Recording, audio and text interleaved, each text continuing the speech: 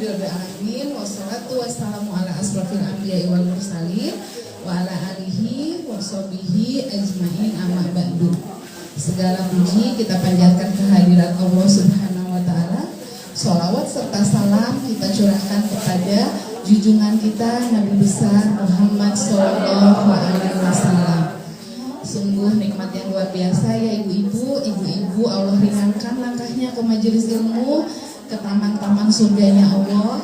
Semoga setiap langkahnya Allah ridho dan menjadi amal soleh. Untuk kajian kali ini sangat luar biasa. Nanti Ustadz akan memaparkan tentang salah satu bab di Riyadhus Shalihin, malu itu baik. Jadi kita yang biasa malu-maluin nanti mah nggak akan ya, tapi punya malu itu baik. Jadi malu yang seperti apa, insya Allah akan Ustadz Budiman paparkan selanjutnya. Sebelum kajian, biar menambah keberkahan, kita awali dengan bacaan basmalah bersama-sama. Bismillahirrahmanirrahim. Juga kita berdoa, Robbi zidni ilma warzuqni fahma birahmatika ya arhamar rahimin. Mangga untuk Ustadz, kita kajiannya dimulai. Kepada Ustadz Budiman kami persilahkan.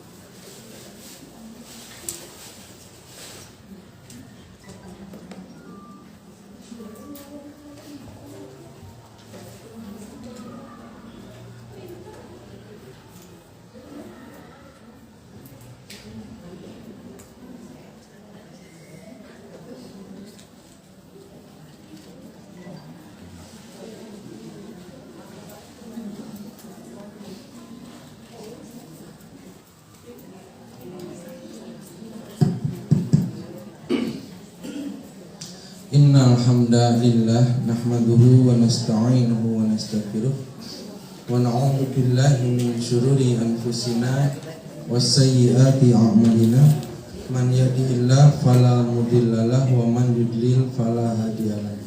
Asyhadu an la ilaha illallah wahdahu la syarikalah wa asyhadu anna Muhammadan abduhu wa rasuluhul ladzi la nabiyya ba'da amma ba'du. Dalam mangsa dayana. Alhamdulillah. Kudroh irodah Allah Subhanahu wa taala. Ibu sekalian, kita dapat berjumpa kembali dalam kajian di hari Jumat ini. Sebagaimana biasa kita selang-seling ya. Satu pertemuan kita kajian Rumahku Surgaku, kemudian Riyadhus Shalihin ya, bisa masuk kitab Riyadhus Shalihin. Nah, cuman kitab Riyadhus Shalihinnya terakhir kita itu kan kemarin bab berapa ya? Bab itu mukadimah ya. Jadi kalau ibu sekalian ada yang punya kitabnya? Ada di rumah. Ada di rumah berat cenah dicandakeun. Di kitab Riyadhus Shalihin itu nanti dibagi beberapa bab atau beberapa kitab. Dari bab 1 sampai bab 83 itu hampir setengahnya di kitab Riyadhus Shalihin itu mukadimah ya. Nah, kemarin kita sudah beberapa bab, cuman kita lompat sekarang, dilompat masuk ke Kitabul Adab bab 84.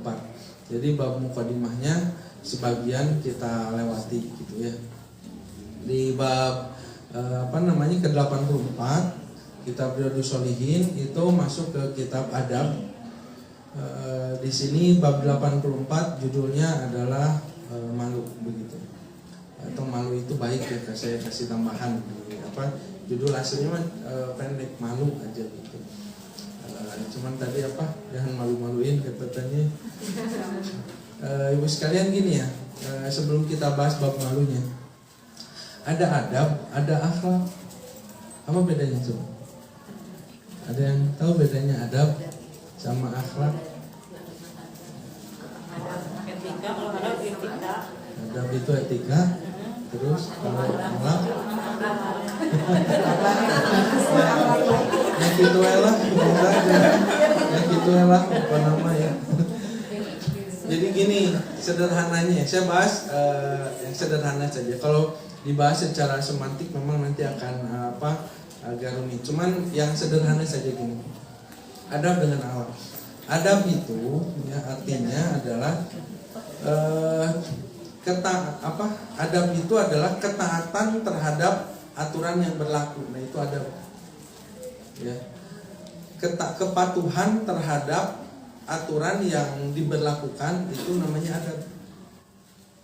Nah makanya bergantung aturannya ditetapkan di mana. Karena aturan di satu daerah dengan daerah yang lain atau satu tempat dengan tempat yang lain bisa beda. Bisa beda ya. Seperti begini, kalau di dalam adab Islam misalnya ada majelis ilmu. Makanya ada kitab apa namanya? Ya, Ta'lim Ta'lim gitu.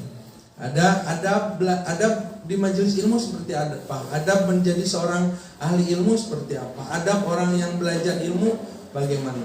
Itu ada adab. Nah, tapi mungkin hal ini tidak diberlakukan di tempat lain atau lingkungan yang lain yang berbeda. Kalau di yang suka bungkuk-bungkuk di Jepang, adab di Jepang itu kalau menghormat itu dengan membungkukkan badan. Di kita berlaku tidak itu? Tidak berlaku. Maka adab itu hanya berlaku di daerah diberlakukannya aturan itu. Makanya disebut seseorang itu beradab ketika dia mematuhi aturan yang berlaku di tempat dan waktu yang ditentukan. Di Arab begini ya, orang kalau laki-laki di Arab ya, kalau dipegang janggutnya itu teh bentuk penghormatan. Mentak anu galak oge diragap jenggotna suraseri.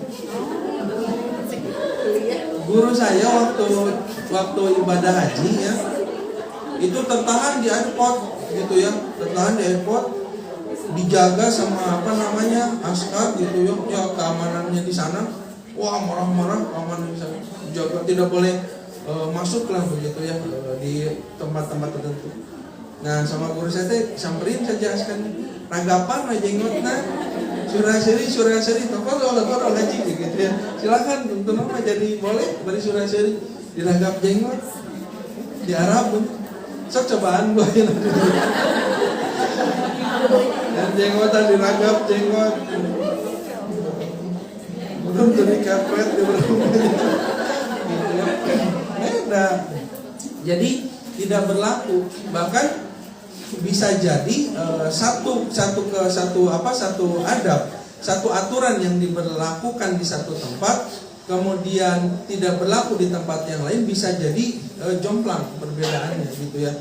Contoh gini, dulu waktu zaman Nabi itu, ketika Nabi SAW memerintahkan kaum muslimin ketika dakwah di Mekah ya, memerintahkan kaum muslimin untuk hijrah ke Habsyah. Di Habsyah itu ada satu kerajaan yang dipimpin oleh Raja Najasyi, beragama Nasrani. Seorang raja. Kebiasaan di sana, kalau raja datang, membungkuk semuanya, sujud atau ruku gitu membungkuk. Nah, orang-orang Islam yang diutus oleh Nabi ke sana, ketika dihadapkan kepada raja, raja datang, yang lain membungkuk, ini kaum muslimin tidak membungkuk, berdiri saja begitu. Sampai pada situ hampir dihukum. Kenapa? Karena tidak mengikuti, tidak patuh terhadap aturan yang berlaku di sana. Harusnya raja datang membungkuk, ini kaum muslimin tidak bungkuk. Begitu ya. Nah, terus raja penasaran, kenapa kalian tidak bungkuk? Ya, lalu kemudian dijawablah pada situ oleh perwakilan kaum muslimin, Ja'far bin Abi Thalib. Kata Ja'far, sesungguhnya kami diperintahkan oleh Nabi kami untuk tidak ruku dan sujud kecuali kepada Allah. Aturan berbeda ya. Aturan berbeda. Nah, makanya adab itu bergantung ya kepatuhan seseorang terhadap aturan yang berlaku, disebut adab. Makanya kalau orang beradab itu adalah orang yang mematuhi aturan yang diberlakukan. Aturannya berdiri, aturannya di apa? Di kita itu kalau makannya kaum muslimin duduk ya. Terus dibuatlah satu hajatan ya, pernikahan misalnya walimah ya, makan-makan di pernikahan. Nggak disediain kursi, nggak disediain apa. Kenapa? Memberlakukan apa namanya, standing party gitu ya, makan sambil berdiri. Bagi kita sebagai seorang muslim, adabnya makan itu sambil duduk. Makanya kajian cingogo wae gitu tanya. Minum begitu ya, kita teh siapa ya menjadi orang yang adab, suul adab begitu. Ketika kita minum sambil berdiri itu nggak akan nyaman, karena kita mengikuti adab yang diberlakukan dalam Islam, makan minum sambil berdiri. Sambil duduk. Nah, berarti ibu tertuduhnya. Cek aja. Sambil duduk begitu. Kadang biarin jongkok aja dulu begitu ya. Kenapa? Nah itu adab. Nah jadi adab itu sekali lagi kepatuhan terhadap aturan yang berlaku. Jika diberlakukan di satu tempat itu adalah adab. Makanya nanti ada yang disebut dengan al-adabul muhakamat, bahwa adab itu nanti bisa jadi hukum. Al-adatul muhakamah, adat itu bisa jadi hukum. Kenapa? Contoh gini, adat itu satu kebiasaan. Jadi gini, kita kenal istilah talazum. Talazum itu satu kebiasaan. Contoh gini Bu, kalau misalnya Ibu bertamu ke rumah teman lah gitu ya, bertamu begitu atau ke tetangga. Terus di meja makan itu ada keler-keler makanan gitu ya, camilan gitu ya. Nah, terus ada air mineral kayak gitu di meja. Itu yang punya belum mempersilahkan, boleh nggak kita makan? Kenapa nggak boleh? Nah, ini adab ya. Jadi adab itu nanti bergantung kebiasaannya di situ, diberlakukannya seperti apa. Nah, makanya coba kita tanya ya. Ini saya tanya kepada semuanya. Kalau misalnya di rumah kita gitu, terus kita itu nyimpan makanan di meja tamu, ya, nyimpan camilan di meja tamu. Saya nanya, itu untuk siapa? Tamu. Untuk tamu. Untuk tamu. Berarti kalau ada tamu, boleh tidak tamu makan? Boleh. Gitu. Kenapa tadi tidak boleh? Nah makanya itu talazum. Jadi talazum itu ada sesuatu yang kadang tidak diucapkan tapi sudah dimengerti, dipahami. Coba saya nanya, tadi yang ngasih ini, Pak Ustadz ini ngasih buat Pak Ustadz, ngomong nggak? Ya ngomong kan, cuma nyimpan aja di sini. Terus saya ambil, saya minum. Boleh nggak saya ambil dan minum? Boleh. Kan belum dipersilakan. Nah, itu talazum. Ya, talazum itu satu kebiasaan yang terjadi, bisa satu adat, satu adat yang diberlakukan walaupun tanpa ada bahasa. Jadi disimpan di sini itu untuk Pak Ustadz begitu, bukan aksesoris. Apalagi iklan gitu kan, kalau di TV mah iklan gitu. Ini mah bukan iklan. Ini sponsor bukan? Nggak endorse ini sponsor gratis ini. Nah gitu. Jadi kalau misalnya bertamu di meja di meja tamu sudah tersedia makanan, walaupun belum dipersilahkan boleh makan. Yang tidak boleh mah kokolotra ke lemari. Di lemari di konser kene dibuka gitu lah. Itu halal. Kenapa? Nah, itu adab gitu ya. Nah, makanya nanti adab itu sesuatu yang diberlakukan, kepatuhan adalah sesuatu yang diberlakukan di satu daerah, di satu tempat. Nah, apa bedanya dengan akhlak? Kalau akhlak mah sesuatu yang sudah menjadi habit, sesuatu yang sudah menjadi kebiasaan. Mencek bahasa Sunda mah geus naon teh darah daging gitu teh geus naon adat ke kurung keiga. Jadi sudah mendarah daging, sudah kebiasaan cok. Sekarang begini, lu lagi jalan, terus ditajong, tersandung, di Soledad, di Serele, di Gedebuk, itu bahasa Sunda masalah. Nah kemudian jatuh misalnya begitu, apa yang keluar dari lisan? Nah, astagfirullah teh ayeuna da ditanya, sok aslina kumaha. Nah, kalau pada saat kita jatuh, sesuatu yang spontan keluar dari lisan kita itu akhlak. Mata kalau pas ditajong, adau tah eta teh akhlak. Kalau misalnya pas ditajong jedebuk misalnya innalillahi gitu ya. Kalimat thayyibah yang keluar itu akhlak. Akhlak itu sesuatu yang dibentuk dan kemudian dibiasakan. Itu akhlak. Makanya coba ucapan kita gitu ya, kalau kaget gitu ya, sesuatu kalau sudah melekat, bahkan jangankan disengaja, secara spontan itu akan keluar dengan sendirinya. Itu akhlak. Sok lamun ngambek kumaha. Ibu ngambek atau apa ya, marah ke anak gitu ya. Kalau orang marah itu dengan menggunakan fisik, ngejumel gitu tanya, kan ngejumel atau molototan itu akhlak. Jadi sesuatu yang sudah melekat menjadi kebiasaan seseorang bisa dirubah tidak? Bisa dirubah? Bisa dirubah. Tapi kadang merubahnya itu tidak semudah membalikkan telapak tangan. Butuh diulang sehingga menjadi sebuah kebiasaan. Nah itu akhlak. Makanya nanti ada yang disebut dengan akhlak mahmudah, ada akhlak mazmum, ada akhlak yang baik yang terpuji, ada akhlak buruk. Jadi akhlak itu tidak selamanya baik. Kita harus berakhlak, keheula akhlak naon? Akhlak baik, akhlak buruk. Nah, gitu karena akhlak itu bisa baik, bisa buruk tergantung apa yang kita biasakan. Bu minum, ya minum tadi ya. Minum sambil duduk, sambil berdiri, ya. Adabnya minum itu sambil duduk. Tapi ketika sudah menjadi kebiasaan, disebutnya sudah jadi akhlak. Tapi kalau belum jadi kebiasaan, belum jadi akhlak. Adabnya aturannya pakai tangan kanan. Tapi karena belum jadi akhlak, kadang kanan, kadang kiri gitu. Komo lamun ke channel yang punya channel mana? Ngocek channel usap ku tangan mana? Tangan kanan. Kocek.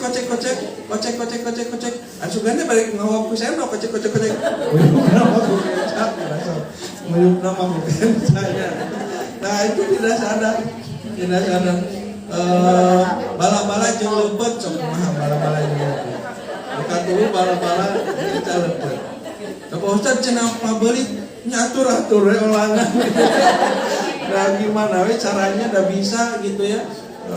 Nah kegel geula bala-bala kumaha we kajian pabelit pokoknya mah sudah jadi akhlak. Orang itu kalau sudah jadi akhlak, kita itu akan merasa tidak nyaman.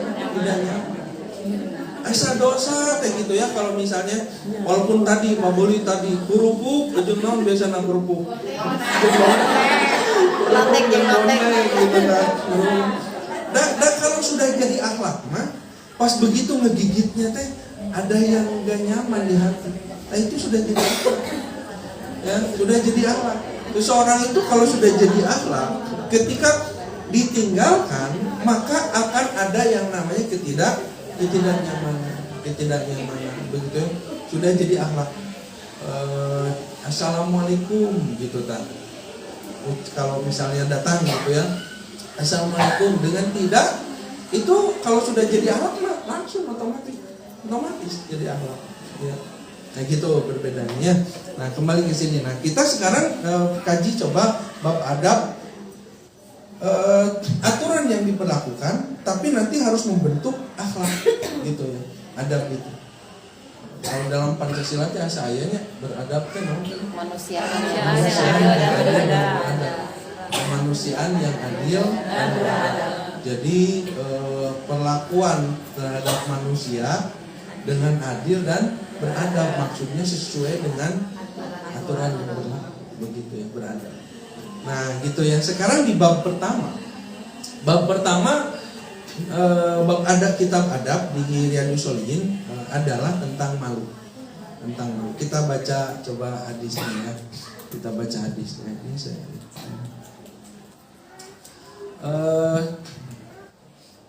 Kalau ada yang bawa kitab ini, bentar.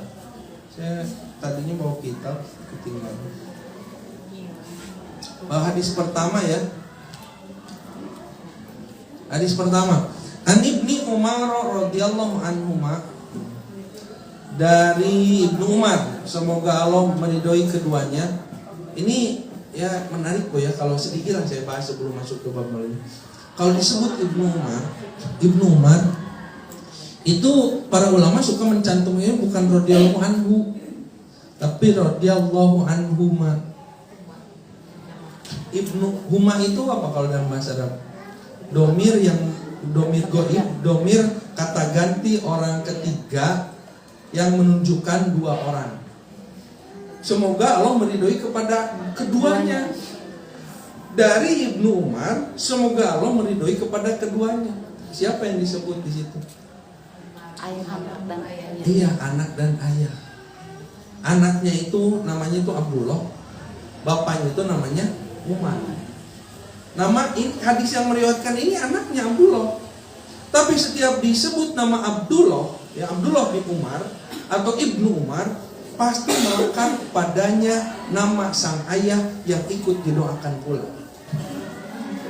Inilah bagaimana ya menjadi seorang ayah yang ketika wujudnya anak, besarnya seorang anak, nama besar seorang anak, tetapi selalu melekat padanya nama ayahnya yang selalu didoakan.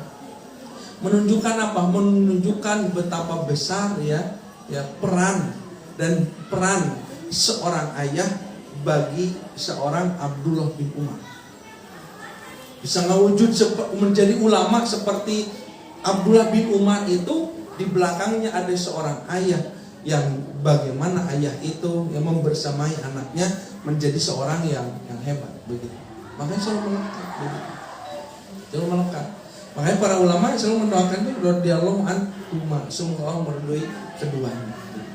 Nah ini juga menjadi pelajaran bagi kita bahwa seberapa besar ya peran kita sebagai orang tua, sebagai ayah, sebagai ibu, yang nanti kelak besarnya anak ya, besarnya itu bukan hanya fisiknya gitu ya. Maksudnya anak kita menjadi seorang yang hebat, seorang yang sukses, itu seberapa dikenang orang tuanya begitu.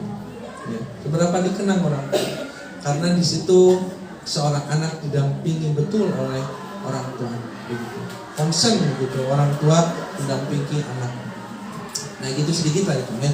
Nah kemudian anna Rasulullah sallallahu alaihi wasallam marra ala rajulin minal ansori.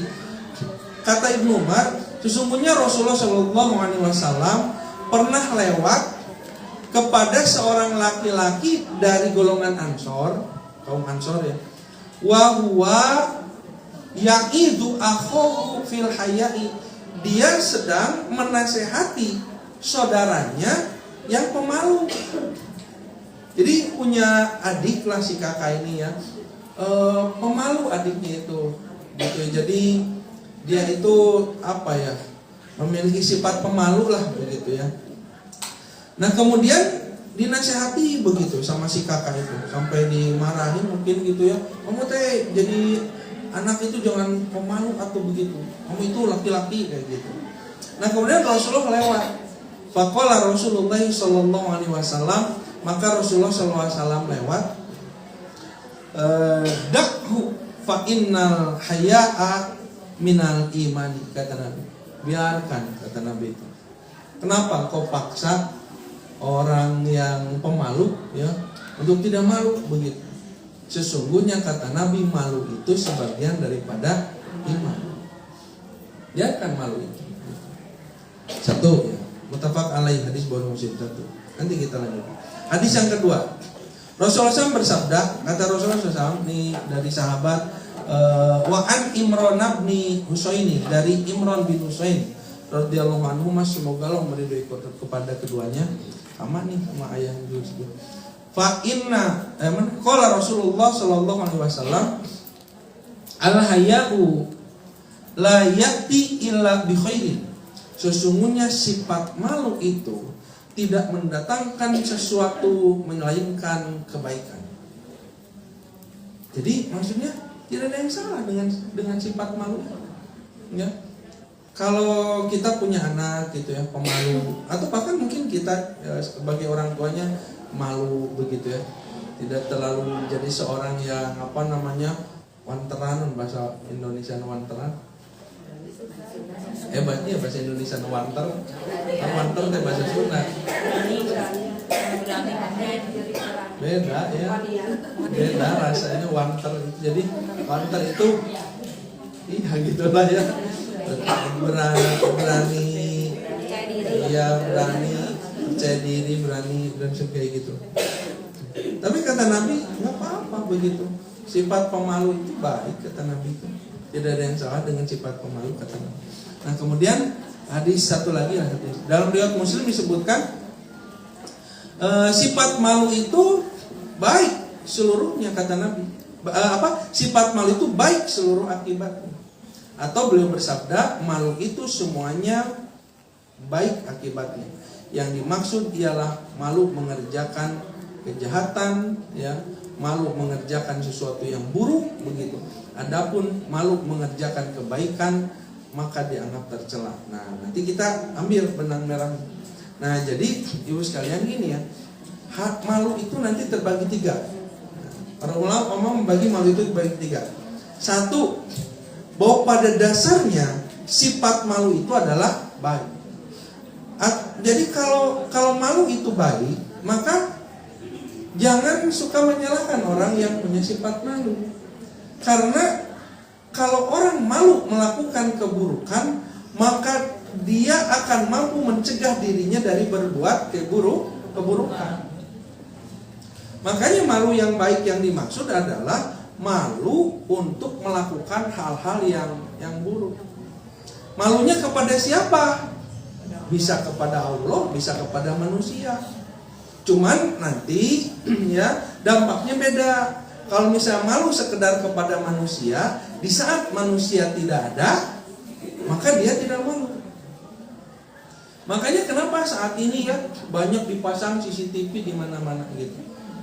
Karena orang punya kecenderungan kalau dia diawasi, dia dilihat gitu ya, ada rasa malu. Dalam minta ditinggalkan pada WKRA gitu kan. Tidak dilihat, tidak disorot begitu ya dengan kamera, tidak ada rasa malu. Nah, tetapi malu kepada manusia saja itu sudah baik. Daripada orang yang sama sekali tidak punya rasa malu. Sanajan ditinggalkan gitu Bu ya, walaupun dilihat WKRA. Nah, itu ciri orang yang sudah kehilangan iman. Makanya kenapa Nabi tadi sampaikan malu itu sebagian daripada iman. Karena kalau orang sudah tidak punya rasa malu, dia kehilangan iman. Coba orang telanjang gitu ya, buka aurat, enggak nengok, wah sagarupa lah begitu ya. Tidak ada rasa malu, itu hilang iman. Orang misalnya melakukan kejahatan, tinggal dibunuh korupsi, terus katewa, guys pakai baju oranye, dada sedikit kena di kamera gitu. Nah disebut nanti WTD, no WTD deh. doanya gitu teh, wajah tanpa dosa. WTDT itu ciri orang tidak punya malu. Ya. Sudah ketangkap begitu ya. Tangkap tangan begitu. Dia melakukan kejahatan, melakukan korupsi, melakukan perzinahan dan sebagainya. Dadah begitu. Ini ciri orang tidak punya malu. Kalau misal orang ditangkap Bu ya, terus masih menunjukkan wajahnya mulu, komo ayeuna pakai maskernya untuk itu dia masih mending, artinya dia punya rasa malu.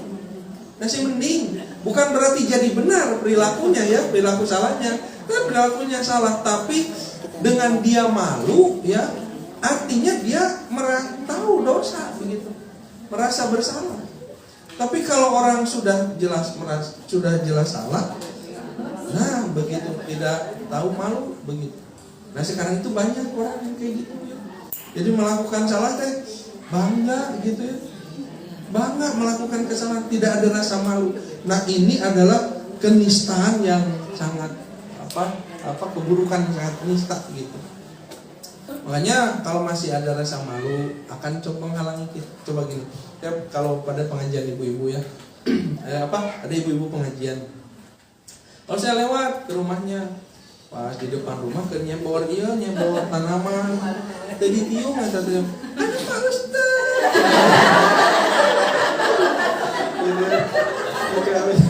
Naon atuh ibu? Sok atuh kadi teu ditiung heula. Jadi aya Pak Ustaz karek ditiung, aya mah are-are we gitu.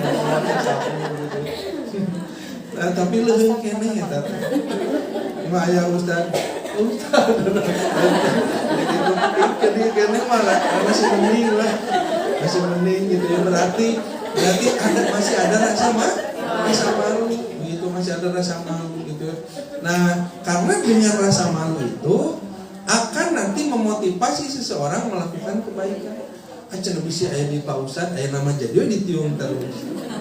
Nah ketika ditiung terus tiap keluar rumah, nah lama-lama nanti dia akan merasa tidak nyaman kalau keluar rumah tidak menutup aurat, tidak pakai kerudung.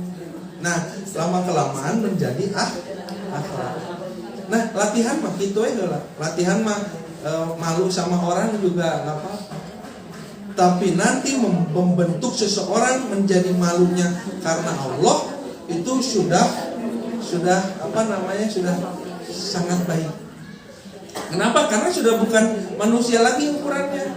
Mau ada orang, mau tidak ada orang keluar rumah bisa mau sieun aya Pak Ustaz atau tidak, tapi memakai kerudung menutup aurat karena Allah. Nah, jadi nanti yang memberi pahalanya bukan Pak Ustaz, tapi Allah. Tapi mah tidak akan bisa memberi pahala. Aduh, apa Ustaz isi? Ya, sok ya Bunda. Yang memberikan pahala ya adalah Allah. Cuman tadi sekali lagi bahwa rasa malu itu bagian daripada iman. Jadi kalau malu berbuat kebaikan, ada anak malu berbuat buruk karena ada orang tuanya, atau sebaliknya ada orang tua ya, ibu kita orang tua mau melakukan sesuatu yang buruk, aduh malu kelihatan sama anak misalnya gitu ya, itu baik. Memang ada orang mengatakan malu mah harus kepada Allah, betul, tapi malu kepada makhluk itu merupakan satu tahapan untuk menjadikan dia biasa malu, kemudian malunya kepada Allah gitu. Dan harus dilatih dulu, kita mah harus sesuatu yang konkret dulu ya, kudu nu katingali gitu ya, harus yang terasa sekarang, kayak membayangkan surga. Nah sok Bu, Ibu hoyong ke surga? Hoyong gitu ya. Tapi apa amalan surga kita begitu? Kalau kata Nabi itu kan di surga itu ada pintu-pintu. Yang setiap pintu memiliki label namanya, ada nama. Ada babus sholat, pintu untuk ahli sholat. Ahli sholat itu bagaimana? Ahli sholat itu satu, orang yang sholatnya khusyuk, orang yang mengerjakan bukan hanya yang wajib, termasuk yang sunat, tahajudnya, duhana, rawatibnya begitu ya, dilaksanakan gitu dengan istiqomah begitu ya, ahli sholat. Begitu sholatnya juga baik begitu, waktu sholatnya betul-betul. Jadi sholat itu menjadi sesuatu yang istimewa bagi dia. Maka du'iya min babi sholat, kata Nabi, dia akan diseru di pintu sholat. Pertanyaan saya, sudah jadi ahli sholat? Saya aja bingung, gitu. Kenapa? Karena merasa belum jadi ahli sholat. Terus kata Nabi ada lagi pintu babu sodako, bab sodako, pintu sodako. Sodakohnya itu sudah seperti sodako para sahabat begitu, bro-broan begitu. Ada apa? Langsung begitu, tidak banyak mikir. Kan kita juga banyak mikir. Ayo ibu, ayo kita udunan, kita sodako, kita wakaf, kita apa? Bentar ya, tadi hitung dulu. Kayak dulu lagi. Ya nanti aja, sok aja, yang lain aja dulu. Nanti kalau kurang, saya nanti yang nutupin. Pas begitu yang ini beres, sudah. Ada kurang nggak? Enggak. Oh ya udah. Tara jari biasa begitu. Begitu mah biasa tara jari. Nanti saya terakhir ya, gitu. Ya terakhir terakhir bagian gitu tadi. Begitu jadi dari pintu sodako, belum lagi babu royan, pintu sahur, pintu jihad, pintu-pintu begitu. Nah kita pintu apa begitu? Untuk apa? Menjadi spesialis. Nah itu satu ya. Bahwa malu itu baik ya, kalau punya anak pemalu nggak apa-apa. Bahkan kata Nabi SAW, sifat pemalu itu adalah sifatnya para nabi. Para nabi itu memiliki sifat pemalu. Bahkan Nabi SAW pernah digambarkan di dalam hadis ya, sesungguhnya Nabi SAW memiliki sifat malu seperti malunya anak gadis gitu. Makanya Nabi itu kalau terlihat ya betisnya langsung Nabi tutup. Apalagi Nabi pada saat itu ketika duduk terlihat pahanya begitu, ada sahabat Nabi pada itu langsung kaget begitu. Tidak ada masalah dengan paha Nabi, dengan kulit Nabi mulus gitu ya. Cuman malu Nabi begitu. Dan Nabi itu menyampaikan bahwa sesungguhnya orang yang memiliki sifat pemalu akan dihargai begitu ya oleh orang karena sifat malunya. Contoh gini lah, gambaran gini. Ketika Nabi duduk, datang Abu Bakar. Maka sikap Nabi biasa, datang Abu Bakar. Ya, saya akan masuk. Abu Bakar begitu ya, Nabi biasa. Datang Umar, masuk Umar biasa. Begitu datang Utsman bin Affan datang, Nabi langsung membereskan dulu pakaian, dirapikan, terus tempat duduk Nabi dirapikan, makanan atau apa yang ada di depan Nabi dirapikan. Kata sahabat, ya Rasulullah, kenapa datang Abu Bakar kok biasa saja, datang Umar biasa balatak oke gitu tanya. Tapi kalau datang Utsman bin Affan, kenapa engkau rapikan begitu? Kenapa? Lalu Nabi bersabda, sesungguhnya Utsman bin Affan adalah seorang pemalu. Bahkan malaikat pun malu kepadanya. Jadi bagaimana tidak, aku pun malu kepadanya. Jadi Ibu ya, kita juga kan begitu ya. Ibu kedatangan seseorang yang menjaga adabnya, menjaga sikapnya. Kan beda cara duduk nya. Tadi nama-namanya pas duduk ya, beda ya. Nah jadi akan memunculkan sikap yang berbeda, respon yang berbeda begitu, rasa malu itu. Nah sekarang yang kedua Bu, ada rasa malu yang tercela ya. Gak boleh gitu malu terhadap ini apa? Yaitu malu yang menghambat ya ilmu dan kebaikan. Malu yang menghambat ilmu dan jadi kata para ulama begitu ya, la yanalul ilma mustahyi wala mustakbir. Bahwa kata para ulama, orang yang pemalu terhadap ilmu dia tidak akan meraih ilmu. Jadi malu, suka ada kan misalnya kita tuh pengen tahu sesuatu tapi mau nanya malu kan gitu ya. Nah maka orang yang malu tidak akan dapat ilmu. Coba gini, kita tuh ada pertanyaan tapi mau nanya malu, akhirnya pulang terjadi pananya nambah ilmu. Iya gitu. Jadi kalau dalam ilmu mah jangan malu. Makanya kata para ulama sesungguhnya malu itu akan menghambat ilmu. Nah makanya nanti gini Bu ya, contoh saya munculkan contoh-contoh di zaman Nabi. Ummu Sulaim ya, seorang perempuan di zaman Nabi namanya Ummu Sulaim. Ummu Sulaim radhiyallahu anha, beliau pernah bertanya kepada Nabi SAW di pengajian ibu-ibu. Ya sama di zaman Nabi juga ada pengajian ibu-ibu, karena dulu kajian itu bapak-bapak, ibu-ibunya protes. Ya, zaman dulu mah yang banyak kajian deh bapak-bapak, makanya ibu-ibu datang, ya Rasulullah, kami pun para perempuan begitu ya, ingin mendapatkan ilmu begitu. Maka bagaimana kiranya kami mendapatkan ilmu? Maka kata Nabi, kalau begitu buatlah jadwal. Nah, jadwal itu dari zaman Nabi udah ada. Buat jadwal pengajian ibu-ibu. Jadwal pengajian ibu-ibu. Nah, pas begitu jadwal pengajian ibu-ibu, sudah selesai Nabi menyampaikan. Nah, kemudian Ummu Sulaim ingin bertanya, tapi sebenarnya malu. Tapi Ummu Sulaim ingat kalau malu terhadap ilmu, dia tidak akan dapat apa-apa dan selamanya akan bertanya-tanya, ini bagaimana hukumnya. Lalu kemudian Ummu Sulaim menyampaikan kepada Rasulullah, tapi di mukadimah heula Ummu Sulaim pintar. Ya Rasulullah, wahai Rasulullah, ada apa kata Nabi itu? Mau bertanya. Innallaha la yastahi minal haqqi. Sesungguhnya Allah itu enggak malu kan ya kalau terhadap kebenaran, ya, kebaikan atau kebenaran. Oh iya, kata Nabi itu, Allah tidak malu terhadap kebaikan. Nah, kalau begitu saya mau bertanya, Nabi kisah apa lagi? Lalu kata Ummu Sulaim, fahal alal mar'ati guslun idza tamalat. Apakah seorang perempuan harus mandi junub, ya, apabila dia ihtilam? Ihtamalat itu ihtilam. Ihtilam itu artinya mimpi, ya. Mimpi mimpi basah begitu ya. Mimpi berhubungan. Apakah jika seorang perempuan mimpi berhubungan begitu ya, ihtilam namanya, harus mandi? Apa jawaban Nabi? Nah, sebentar Bu ya. Kan pertanyaan-pertanyaan kayak gini tuh memang agak malu gitu nah. Jangankan Ummu Sulaim, ibu wae bari rada mesem-mesem gitu, karena memang ngabahas nu kadari kan agak tabu begitu ya, agak malu. Tapi Nabi jawab pada situ. Kata Nabi sallallahu alaihi wasallam, apa jawaban Nabi? Qala, beliau menjawab, na'am idza ra'til ma'a. Iya, harus mandi kalau kamu melihat air.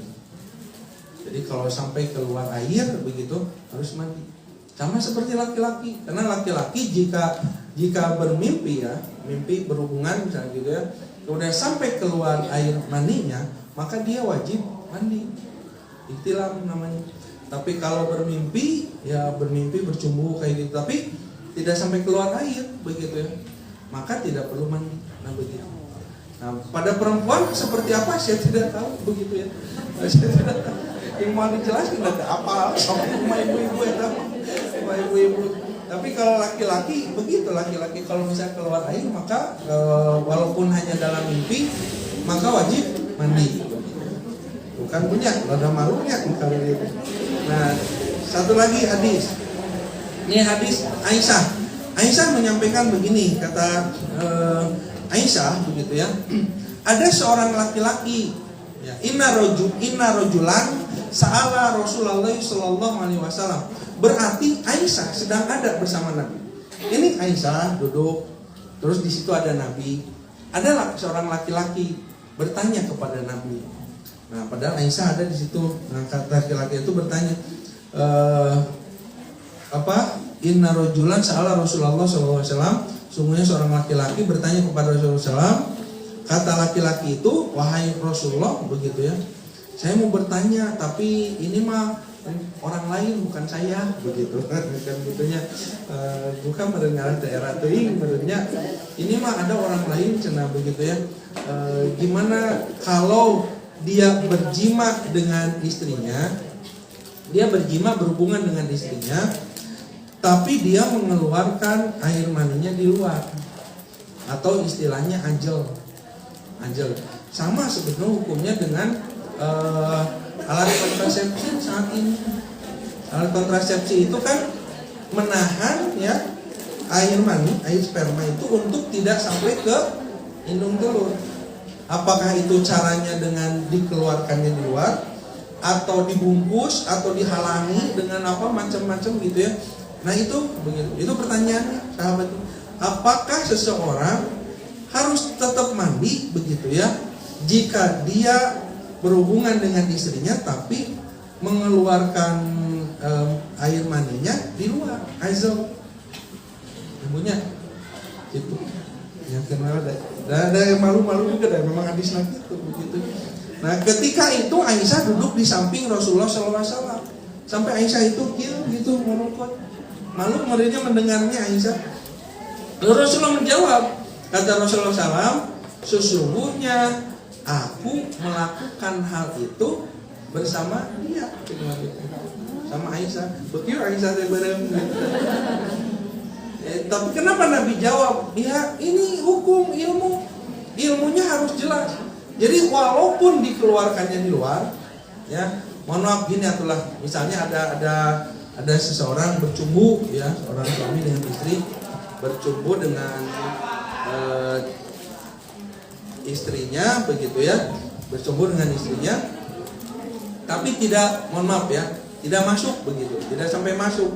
Tapi si laki-laki itu walaupun tidak masuk, dia mengeluarkan air mani. Apakah tetap harus mandi? Wajib mandi kata Nabi, karena dia mengeluarkan air mani walaupun tidak masuk.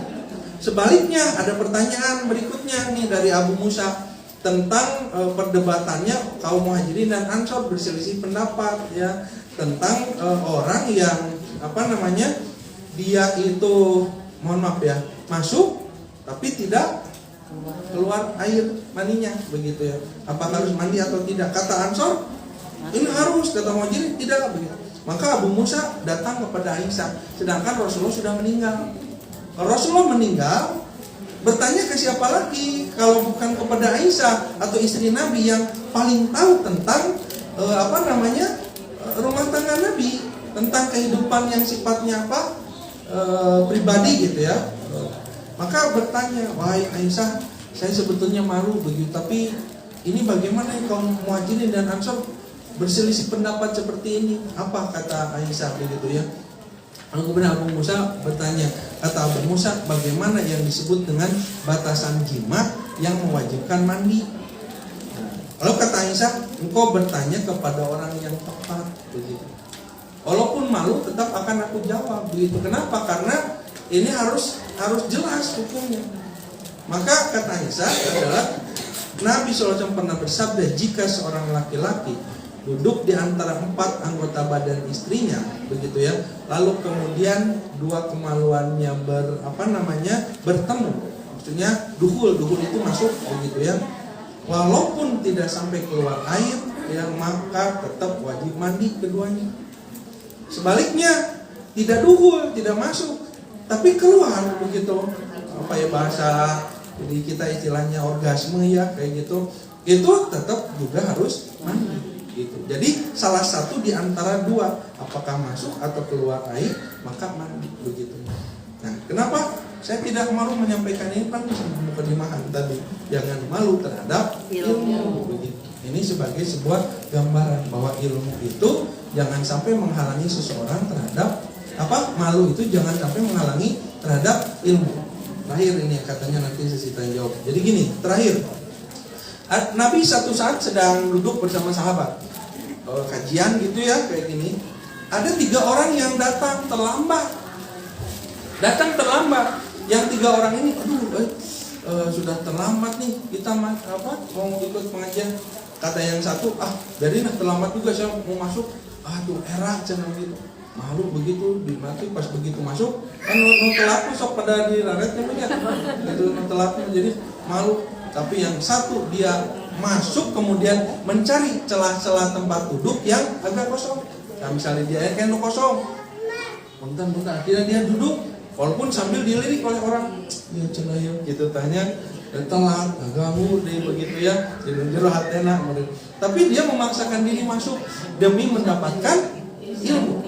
Yang kedua, dia itu masuk tapi pas begitu dilihat mau ke depan malu bisa dilihat orang-orang walaupun ada yang masih kosong. Akhirnya dia duduk di belakang dan bersembunyi di belakang punggung orang. Ya yang tinggal-tinggalin cina gitu. Dia duduk di situ. Yang satu lagi balik dulu sama dan ketiga jadwal ngaji mah gitu ya. Pergi lagi dia berpaling. Maka selesai Rasulullah SAW menyampaikan ilmu. Pada saat itu Rasul terakhir menutup dengan kalimat begini, maukah kalian aku beritahu tentang 3 orang? Nabi tidak sebutkan kejadian itu, cuma tentang 3 orang. Apa kata Nabi? Yang seorang dia begitu ya, memberanikan diri untuk mendapatkan berkah dari ilmu ya, walaupun malu begitu ya, maka Allah pun memberkahi. Maka yang kedua kata Nabi, ada orang malu begitu ya, ada orang malu, maka Allah pun malu kepadanya begitu. Yang malu kepadanya ya, artinya nanti sesuai balasannya. Dan ada orang yang dia berpaling, tidak mau balik deh begitu, maka Allah pun berpaling kepadanya begitu. Nah, jadi kadang kalau kita dalam kondisi tertentu mengorbankan rasa malu demi sesuatu yang diberkahi atau kebaikan ya, atau ilmu, maka itu lebih baik di sisi Allah Subhanahu wa taala. Ya, kalau urusannya ilmu atau kebaikan. Kalau keburukan kemudian malu, memang harusnya begitu. Ibu tampil ke panggung Agustusan joget-joget, abi mah izin, bagus itu teh daripada ibu karena dia masa guru ibu tinggal ini ditonton bapak-bapak gitu tanya. Nah, kalau malu kalau itu mah bagus, tapi kalau malu melakukan kebaikan maka tidak. Terakhir Bu, ini satu lagi kan 3 tadi, yang terakhir ini tidak akan saya bahas panjang. Ada malu itu ya, ini berkaitan dengan psikologis ya.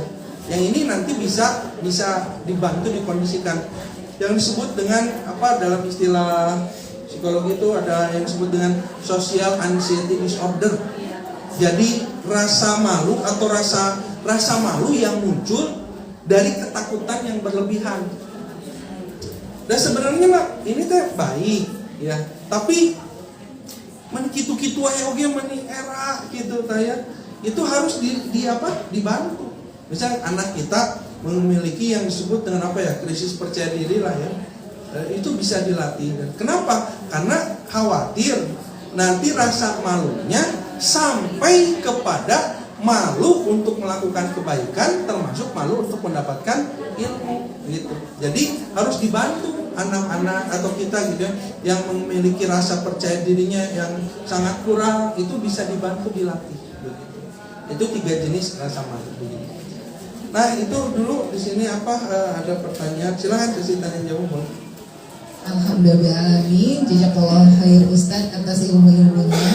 Insya Allah sangat bermanfaat ya ibu-ibu. Mangga kita praktekkan untuk tidak malu menyampaikan pertanyaan biar menambah ilmu. Mangga ibu dulu ibu sebentar ya. Setelah ibu. Mangga ibu. Ustaz mau bertanya. Ya, bagus sekali bertanya.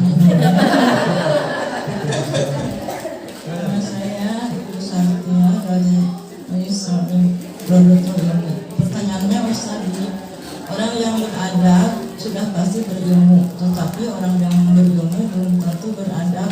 Mohon penjelasannya. Orang yang beradab sudah pasti berilmu, tetapi orang yang berilmu belum tentu beradab. Ya, baik. Ibu sekalian, gini ya. Untuk menjadi seorang yang memiliki adab, ya pasti dia harus butuh ilmu. Ketika dia mematuhi ya aturan yang berlaku, maka dia harus memiliki ilmu tentang aturan itu, bagaimana mencernanya, bagaimana mengaplikasikannya, gitu ya. Maka orang yang beradab sudah pasti dia berilmu. Tapi orang yang berilmu belum tentu beradab. Kenapa? Karena ilmu tidak menjamin seseorang menjadi patuh, menjadi taat, menjadi orang yang baik. Belum tentu kan, banyak orang yang pintar, tahu ilmunya, tapi tidak diamalkan, gitu kan ya. Tapi orang yang mengamalkan, dia setidaknya punya ilmu. Nah, cuma nanti ada orang yang mengamalkan sesuatu tapi tidak didasari ilmu. Makanya nanti ada tahapan ya. Ada tahapan kata para ulama itu. Adab qobla ilmu ya, ilmu qobla amal. Adab sebelum ilmu, ilmu sebelum amal. Ya, cuman pertanyaannya kalau orang beradab itu kan harus berilmu. Ya, orang yang berilmu harus mengamalkan amal. Jadi beriringan, sama wajibnya begitu ya. Orang berilmu tanpa beramal begitu kata para ulama, al ilmu bila amalin kasajari bila tamarin. Orang yang berilmu tapi tidak beramal seperti pohon yang tidak berbuah. Pohon tidak berbuah. Pohonnya tumbuh tapi tidak berbuah.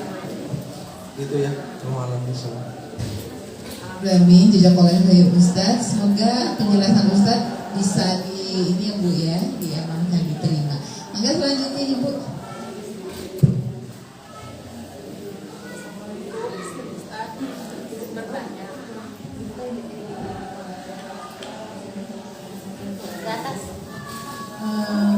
Kalau ini ada di bulan Ramadan Pak Ustaz, misalnya suami istri kan kalau melakukan hubungan suami istri itu kan apa dihukum ya, bulan puasa ya. Kalau misalnya batasan itu sejauh mana misalnya ya, kalau pegangan aja nggak boleh, kalau cium nggak boleh. Ya ini kan biar jelas ya ini masalah ini sensitif. Jadi sejauh mana batasannya tidak diperbolehkan nih? Ya. Terima kasih. Di siang hari sesuatu yang membatalkan saum itu adalah makan, minum, dan jima. Ya. Para sahabat bertanya kepada Rasulullah tentang hukum orang yang disebut berzina lalu mendapatkan hukuman had ya. Maka Nabi mengilustrasikan dengan sebuah celah mata gitu ya, celah mata yang masuk ke botol. Nah, itu menjadi sebuah ukuran ya. Yang disebut dengan jima itu adalah ketika sesuatu masuk pada sesuatu begitu ya. Jadi selama tidak duhul, tidak memasukkan sesuatu kepada sesuatu yang dimaksud, maka tidak membatalkan saumnya. Misalnya tengah hari bercumbu gitu ya, mencium istri begitu ya, selama tidak dukhul, tidak sampai masuk, maka tidak masuk kategori batal. Tapi bagaimana pahalanya? Kan kata Nabi, apabila saum itu fala yarfus wala yajhal. Jangan yarfus itu rofas itu bahasa Sunda namanya jorang. Jadi berimajinasi kalau ngobrolnya bahasanya tuh ya, jadi porno ya kayak gitu ya, pikirannya porno. Nah, maka ketika bercumbu dengan istri, pastikan itu terjadi. Gak mau mungkinnya bari pikiran teh kosong, nyium pikiran kan mau mungkin ada teh. Pasti dengan hawa nafsu, pasti dengan bahasanya, pasti dengan birahi dan sebagainya.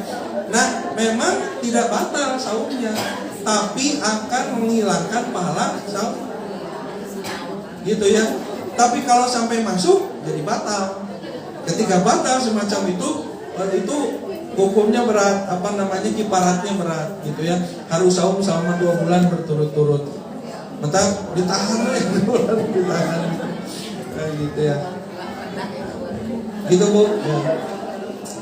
Amin, jazakallahu khairan Ustaz. Ada lagi Ustaz yang mau bertanya?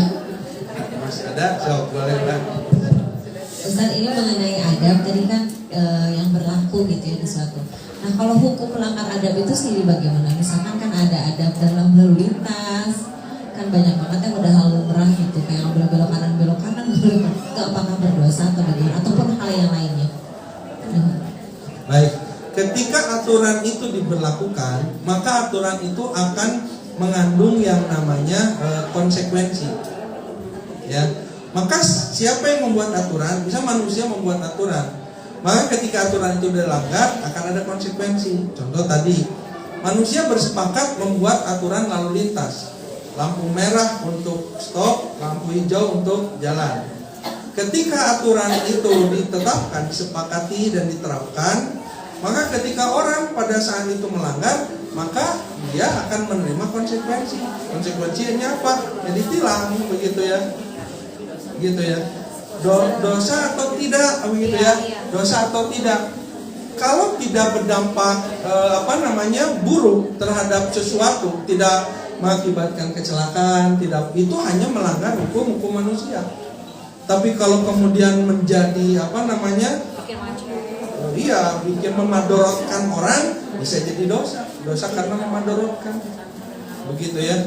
Nah, jadi aturan yang dibuat manusia, nah nanti bisa jadi berdosa, bisa jadi tidak, tergantung dampaknya. Tapi kalau misalnya melanggar dan tidak terjadi dampak yang memadorotkan, dia hanya melanggar aturan manusia yang di konsekuensi manusia.